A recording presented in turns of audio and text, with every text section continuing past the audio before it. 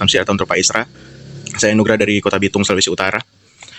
Saya beberapa kali Pak Isra membawa materi tentang Allah Tritunggal di komunitas anak-anak muda, dan tentu saya sangat bergumul untuk doktrin ini dan sangat berhati-hati supaya tidak blunder ketika menyampaikan doktrin ini, dan tentu saja saya juga mempelajari banyak materi dari video-video Pak Isra. Dan beberapa kali ketika saya tonton video Pak Isra mengenai doktrin Allah Tritunggal, Pak Isra itu selalu mengacu buku yang pernah Pak Isra tulis. Kalau tidak salah, Pak Isra mengatakan di dalam buku itu ada pembahasan tentang bagaimana jika Allah tidak ada, dan juga bagaimana jika Allah itu bukan Tritunggal. Dan Pak Isra menekankan bahwa Allah Tritunggal itu memiliki perbedaan pikiran, tapi tidak memiliki pikiran yang berbeda. Allah Tritunggal memiliki perbedaan kehendak, tapi tidak memiliki kehendak yang berbeda. Nah, sebenarnya yang ingin saya tanyakan ini... Sabar. Itu terbalik ya. Maksudnya, Allah Tritunggal itu memiliki pikiran yang berbeda, tapi tidak memiliki perbedaan pikiran. Mereka memiliki kehendak yang berbeda, tetapi tidak memiliki perbedaan kehendak. Jadi terbalik itu. Oh iya, Pak. Jadi kalau bisa disimpulkan dari apa yang Pak Isra katakan, berarti itu ada 3 kehendak yang berbeda tapi tidak mungkin bertentangan ya, Pak?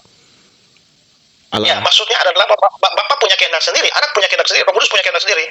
Oh ya. Tapi kehendaknya tuh sama. Apa yang Bapak kehendaki pasti dikehendaki anak, pasti dikehendaki Roh Kudus.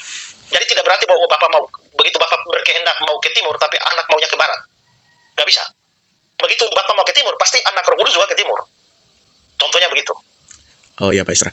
Beberapa tahun yang lalu saya sempat melihat diskusi antara Pendeta Billy Kristanto dan juga Pendeta Muriwalianto Matalu yang membahas tentang apakah Allah Tritunggal itu memiliki 3 roh atau 1 roh. Yang juga di dalamnya ada pembahasan apakah Allah Tritunggal memiliki 3 kehendak atau 1 kehendak.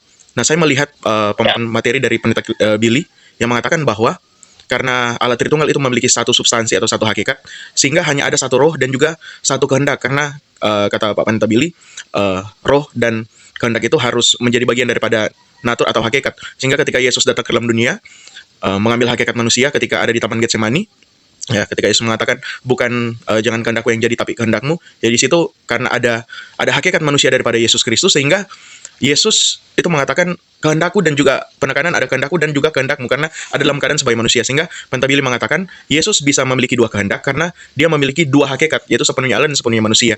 Tetapi Allah Tritunggal itu hanya ada 1 hakikat, sehingga hanya ada 1 roh dan juga 1 kehendak.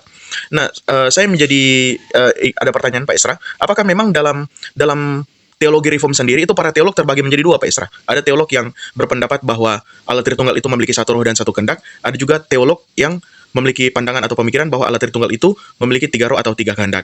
Itu saja Pak Isra, ketika saya melihat perdebatan dari Pak Muriwali dan Pendeta Billy. Terima kasih Pak Isra, Tuhan berkati. Memang ada perbedaan pemahaman di kalangan para teolog, bahkan termasuk teolog reform sendiri ya. Nah, hanya biasanya itu tidak dianggap sebagai sesuatu yang terlalu fundamental di dalam kaitan dengan konsep Tritunggal. Pada dasarnya semua percaya pada Tritunggal pasti seperti yang saya ajarkan, tetapi kalau bicara itu sama dengan kasus begini. Yesus itu tidak berdosa kan? Itu faktanya. Tapi pertanyaannya, apakah ada kemungkinan Yesus berbuat dosa? Nah, di situ pun pandangan para teolog reform pun terbagi. Ada yang bilang, sebagai manusia dia mungkin untuk berbuat dosa. Tapi kalau memang dia mungkin berbuat dosa, adakah kemungkinan rencana Allah gagal karena Yesus berdosa? Berarti ada kemungkinan gagal. Kalau kita berkata tidak.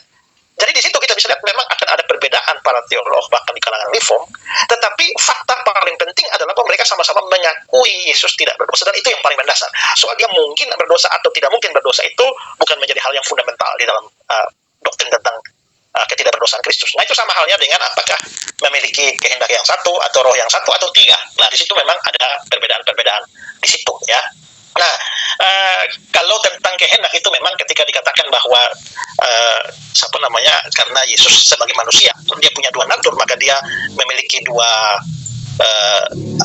bisa menjadi kehendak yang berbeda. Tetapi menurut saya juga, pertama saudara, ada Bapa yang mengutus anak ya.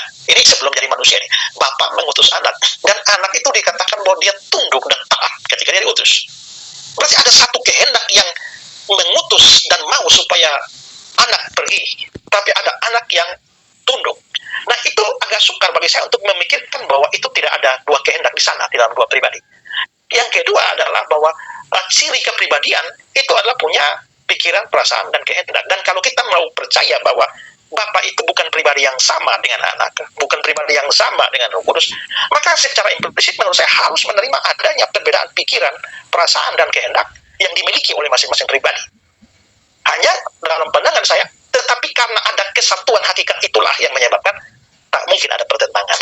Kenapa sampai muncul ada kemungkinan pertentangan? Ya Bapak, jikalau sekiranya mungkin cawan ini lalu, janganlah kehendakku, tapi kehendakmu jadilah. Artinya kelihatannya pertentangan. Ya itu harus ditafsirkan dalam konteks inkarnasi, waktu Yesus jadi manusia. Jadi ya kalau bagi saya sih itu ya mungkin akan memicu perdebatan yang sengit juga. Tetapi kalau saya menganggap itu bukan hal yang terlalu fundamental untuk diperdebatkan. Tapi kalau saya sendiri tetap mempunyai pandangan bahwa mempunyai kehendak yang berbeda, walaupun tidak mempunyai perbedaan kehendak. Ya,